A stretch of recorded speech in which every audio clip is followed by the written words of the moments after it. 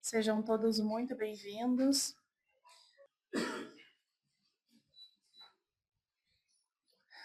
Pedindo a Jesus, o nosso modelo e guia, o nosso amigo de todas as horas, para que nos oriente, nos guie sempre no caminho do bem, para que possamos cada vez mais aprimorar o nosso espírito e acalentar o nosso coração. Que possamos, através do bem e da caridade, alcançar os degraus mais altos da espiritualidade, sempre transformando o nosso interior e vendo uma oportunidade de ajudar um irmão que necessita. Muitas vezes, somente através da nossa escuta. Que possamos, neste mês de valorização da vida, trazer aos corações sofredores a certeza da imortalidade e de que tudo passa. De que somos passageiros nessa terra e que nosso espírito imortal continuará na jornada evolutiva. Ser conosco hoje, Jesus, nos abençoe e nos guie no bom caminho. Que assim seja. Obrigada, gente. Volta.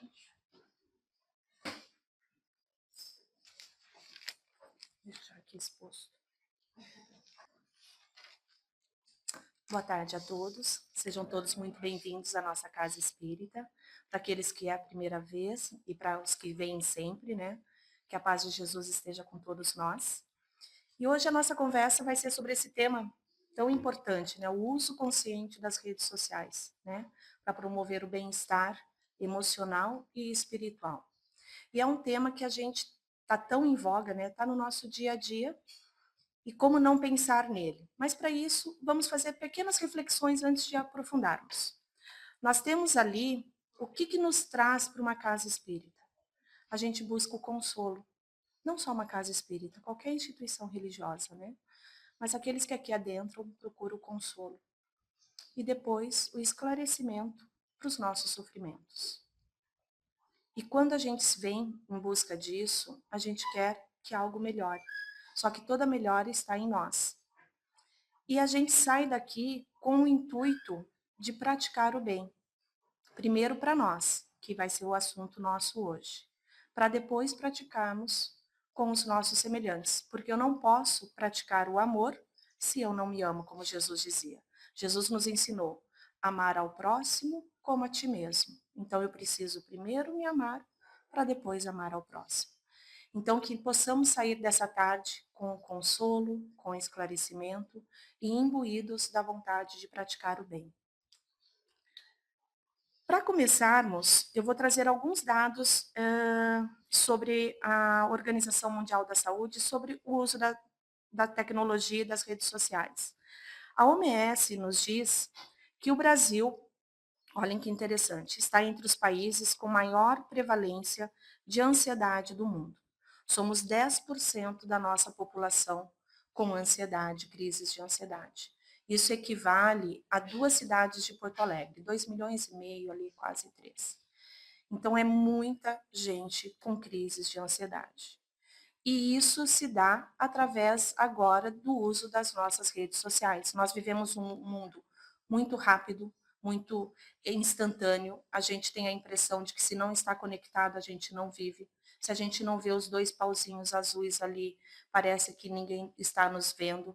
E a gente muitas vezes liga para saber se a pessoa leu a mensagem. De tão louco que é essa dependência que a gente tem da rede social. E aí ela traz que o uso excessivo das redes sociais gera essa ansiedade. Concordamos com isso, né? Nós chegamos em casa, vou falar por mim, sempre quando eu estou aqui conversando com vocês, eu utilizo a mim primeiro como exemplo. A primeira coisa, pego o celular, porque provavelmente ele está com o alarme e a primeira coisa eu quero ver se tem alguma informação. E para dormir é a última coisa que a gente faz. Desliga o celular, vê se tem alguma mensagem importante ou não. É isso? É, né? Então, a gente tem uma dependência dessa tecnologia que a gente não se dá conta. Antigamente, a gente não tinha. Quando veio a televisão, Eu lembro bem, eu tinha meus 7 anos, a primeira televisão, aquela coisa. E aí minha mãe falava: "Não fica muito tempo na frente da TV que tu vai precisar usar óculos", eram essas falas, né. Quem tem 50 anos para mais vai saber disso, né. E aí: "Não, não fica na televisão, a televisão é um objeto que vai causar, né, disrupturas, vai causar sofrimento", e a gente viveu com a televisão e passou.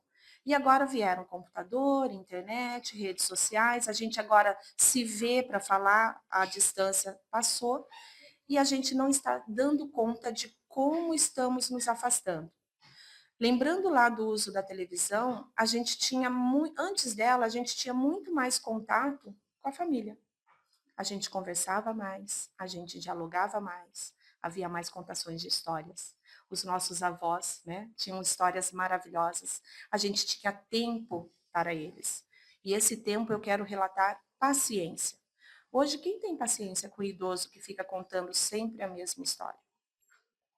Eu já estou passando por isso. Algumas vezes, alguns falam para mim: "Poxa, tu já falou isso". Eu falo: "Calma que você vai chegar lá". Isso que eu só estou com 50, né. "Ah, mas tu falou isso de novo". "Calma que tu vai chegar lá". Porque a gente começa, né, o corpo ele vai começar a adoecer e mostrar os sinais da idade. Só que hoje a gente não tem a paciência, porque eu quero tudo muito rápido, tudo muito saudável. A rede social, o que que ela me traz? Ela traz que eu tenho um mundo ideal. Só que eu não vejo, eu projeto o meu mundo ideal dentro daquele que está projetando na rede social. E isso gera uma baita de uma ansiedade. Porque aí eu olho para mim, eu não tenho aquele carro zero, eu não tenho, aí vou falar por nós mulheres, aquele corpo escultural, não sou uma Gisele Bündchen, né? Não tenho tudo. E aí aquilo vai me gerando uma angústia, uma angústia, uma angústia. Eu não estou viajando para Bali, para Dubai, não tenho aquele carro. E aí a gente vê tudo o que está acontecendo em busca dessa vida perfeita. E aí eu pergunto para vocês, a exposição, e eu como professora trago isso bem pontualmente, nós expomos muito as nossas crianças e a nossa vida. Agora vamos parar para pensar. Vocês estão me vendo aqui. Seria estranho eu chegar com um álbum de fotos e falar: ó, oh, esse é meu filho, esse é meu neto, olha que bonitinho ele estava comigo. O que, que atrairia para vocês? Só que a gente bota na rede social. E muitas vezes em perfil aberto para todo mundo ver. Por quê? Porque por trás disso eu quero o quê? Eu quero like, eu quero curtida, eu quero ser visto. Mas eu faço isso aqui pessoalmente? Vocês não iriam me trazer, né, coisas pessoais da casa. Mas aí eu mostro como eu como, aonde eu vou, eu marco aonde eu estou. A gente faz isso no dia a dia? Ó, oh, fui em tal lugar, ó, oh, tu tá vendo foto de grávida, foto de pai, foto de mãe? Não. Mas na rede social ela me blinda e eu faço esse papel. Eu transponho para ela algo porque eu preciso estar conectado, porque senão eu não estou fazendo parte da sociedade atual. E aí nós vamos continuar então. Quais são os pontos negativos dessa exposição? Comparação social, que nós falamos, o FOMO. O FOMO é uma abreviação de uma frase, um termo em inglês que chama Fear of Missing Out, ou seja, o medo de estar perdendo algo. Eu ouvi esses dias, não querendo citar, mas citando, vamos dizer uma pessoa próxima, ele vai me ouvir, ele vai entender. Como que eu não vou dar celular para minha filha? Ela está perdendo conhecimento. Pasma, essa filha tem 4 anos. Então, é esse medo de estar perdendo algo. O que essa criança de 4 anos está perdendo? A infância. Com 4 anos, ela tem que estar brincando, ela tem que estar com os pais, com os irmãos, brincando de faz de conta, ouvindo história, fazendo amigo imaginário, brincando com jogos, manipulando. E hoje nós pegamos o celular, eu como professora de alfabetização, a dificuldade que é, porque hoje tu tá com o celular, tu não movimenta os teus olhos, tu fica com uma tela aqui. Então, você não tem a leitura, a fluência leitora, porque você não está com o livro fazendo esse movimento, sobe, desce, qual palavra? Então, a gente está tendo também um emburrecimento da humanidade. Pela primeira vez, vocês já sabem, isso é dito sempre, a humanidade não desenvolveu intelectualmente. E outro fator importante, a nossa evolução de humanos foi quando a gente conseguiu o polegar, que aí a gente faz a pinça. Saímos, né, da fase do macaco e conseguimos pegar. Hoje a gente não escreve. Eu sou professora raiz, tá? Muitos falam assim, Sora, pelo amor de Deus, minha mão tá cansando. Eu falo, vai cansar mais tu não saber do que a tua mão. Me agradeça agora. Lá na frente, por enquanto vocês podem me odiar, mas lá na frente vocês vão me agradecer. Todo o movimento manual que as nossas crianças não estão fazendo hoje, quando a gente trabalha com a pinça, com as mãos, manipulando, cortando. Sabe a criança quando fala, mãe, eu quero bater, me dá uma panela, alguma coisa que a gente vai fazendo, todos esses movimentos, 40% da nossa área cerebral é ativada para isso. E a gente não está ativando. Então, o que, que está acontecendo? A criança não escreve, a criança não olha e a criança não entende. Então, quando a gente tira esse de trabalhar o manual, a gente está prejudicando a nossa futura geração. E aí, como somos espíritas, quem que vai reencarnar daqui 2 gerações? Nós. E aí? Como seremos? O que, que encontraremos? Nós estamos plantando a nossa futura reencarnação. Porque hoje a gente ouve assim, não, eu não me importo, meu filho que dê conta, tá? E aí tu volta como filho do teu filho. E aí? O que, que aconteceu? Então, somos responsáveis. A diferença com a doutrina espírita é essa. Nós somos responsáveis. Não tem eu botar a culpa, é no obsessor, é no fulano, no ciclano. Como eu sempre digo, né? A culpa é minha, eu boto em quem eu quero. Não. Na doutrina espírita, a culpa é tua mesmo.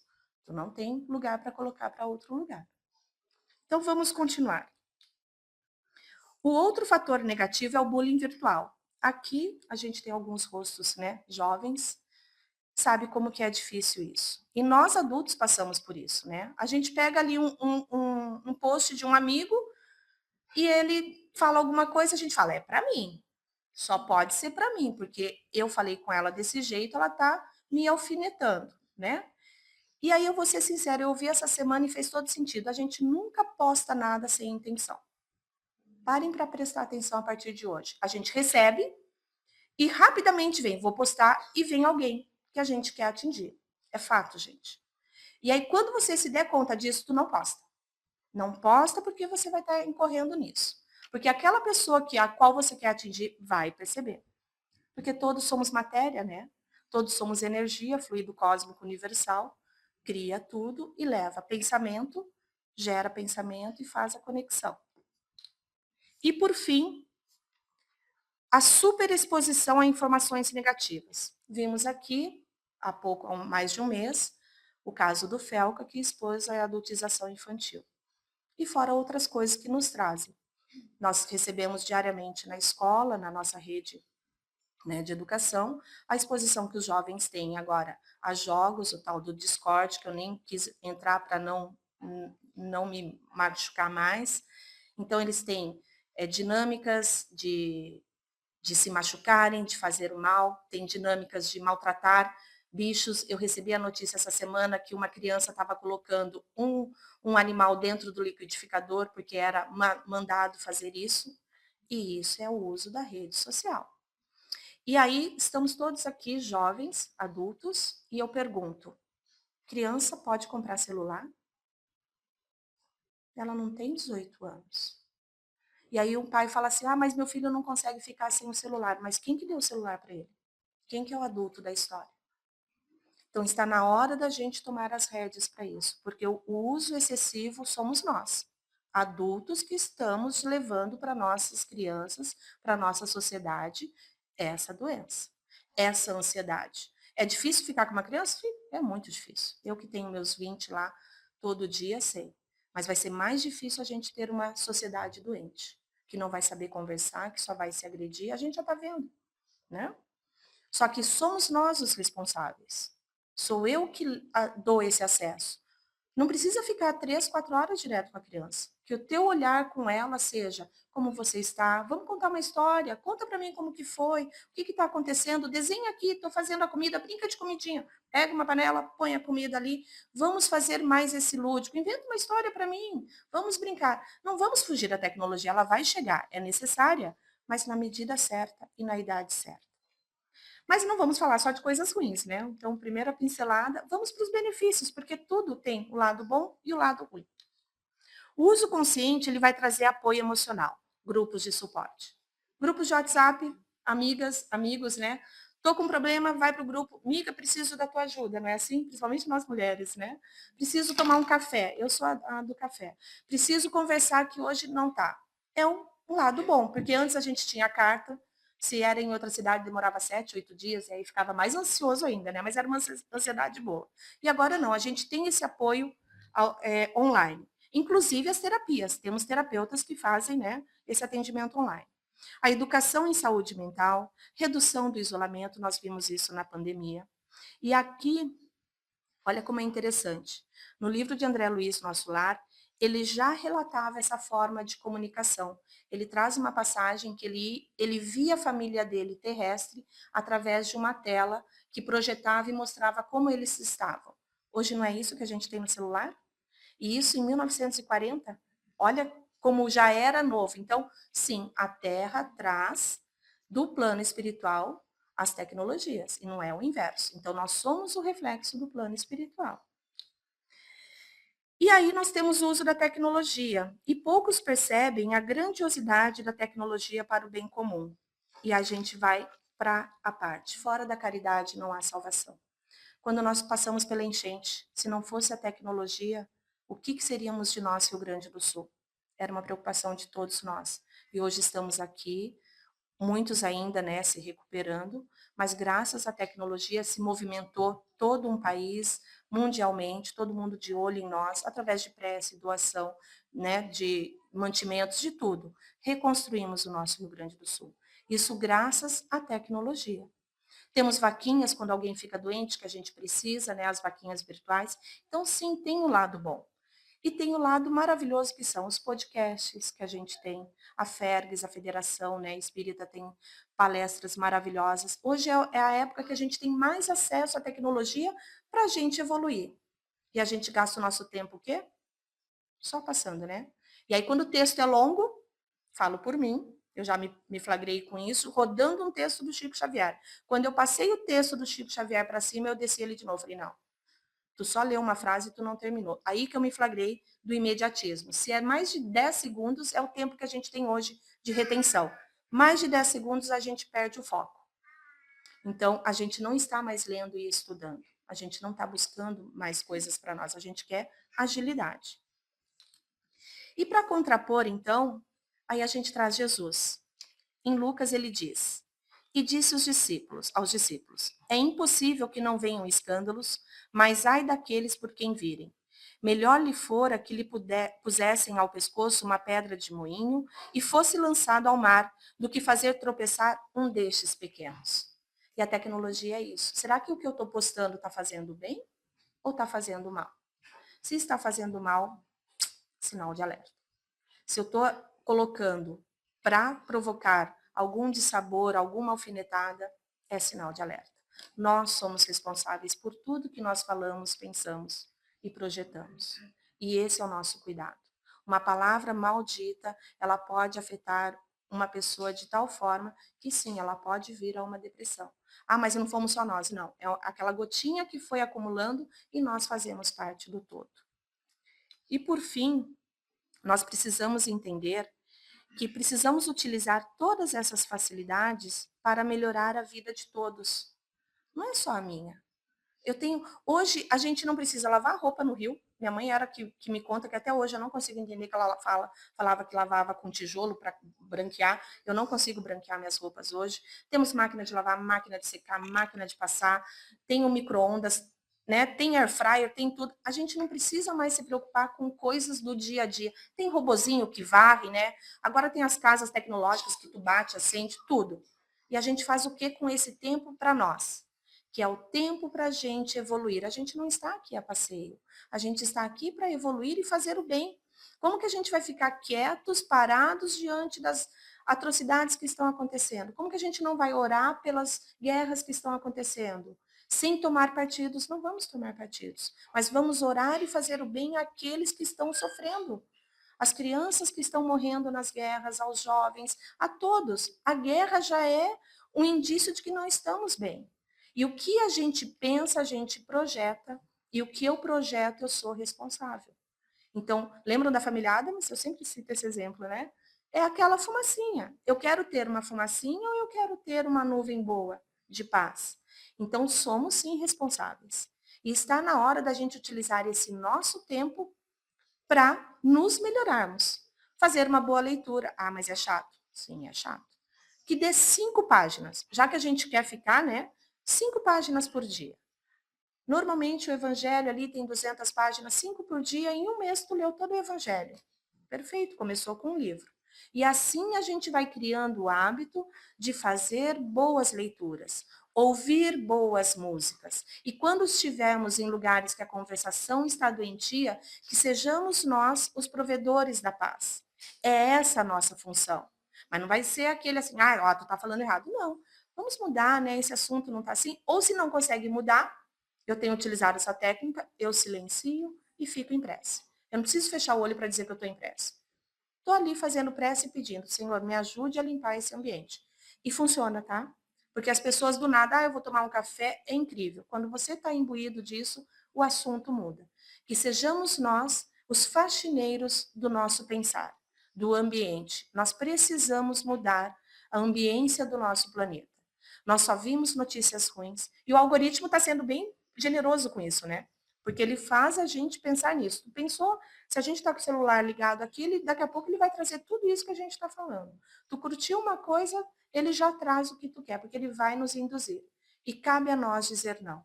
A diferença entre os animais racionais e irracionais, nós raciocinamos. Só que a gente quer viver a materialidade. E se a gente partir agora? A gente não sabe. Como que eu chego no plano espiritual? Qual vai ser a minha bagagem? Um celular? Ele vai ficar.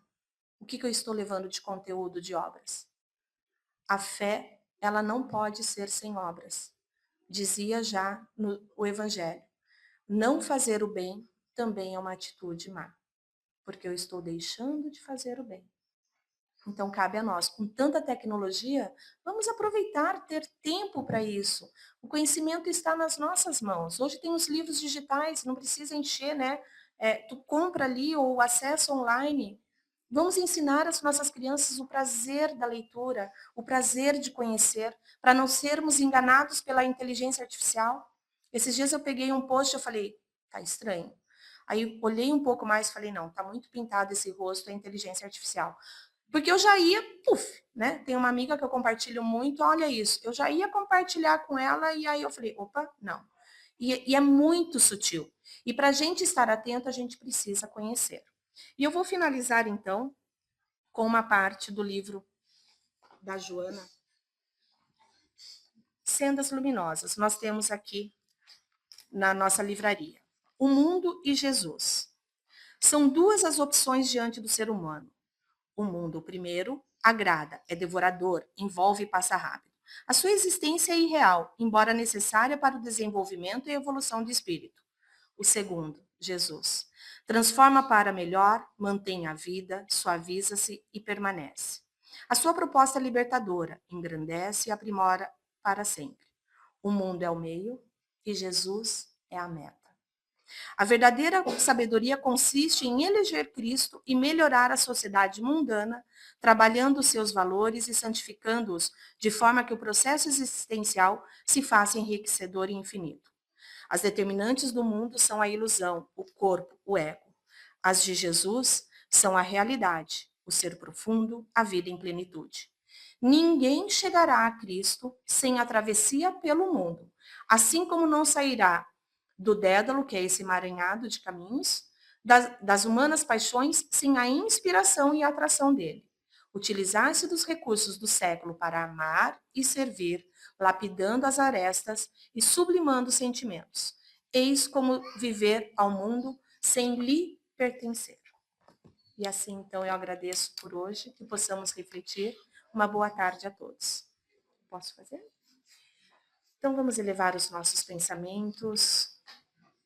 Respiremos fundo, puxando pelo nariz, exalando pela boca,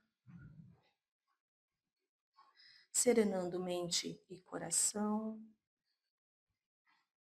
E vamos sintonizar com os nossos amigos do plano espiritual aqui presentes, dos nossos mentores, e agradecer por mais essa tarde em que estudamos o Evangelho de Jesus, à luz da nossa vida, aprendendo a viver no mundo com Jesus, aprendendo que Jesus é maior do que toda a materialidade em que estamos inseridos, que amar é o verdadeiro caminho, que a caridade é a nossa ferramenta de trabalho e evolução, e o amor é o manto sagrado que acolhe a todos, indistintamente, de raça, credo, de pensamentos, de escolhas. Que possamos, Senhor, sair daqui melhores do que quando chegamos. Que aqueles que vieram em busca de consolos levem o seu abraço, o seu amor, a sua paz. Que o esclarecimento tenha sido dado e que possam buscar através do teu evangelho, da literatura, do amor, da literatura espírita, esse esclarecimento às suas dúvidas. E que o norte seja fazer o bem, começando por nós, perdoando as nossas imperfeições, nos olhando e nos entendendo como educandos na terra que é a nossa escola. Estamos no jardim da infância e é um passo por vez para a nossa seara. E assim encerramos mais essa tarde do teu Evangelho. E que assim seja.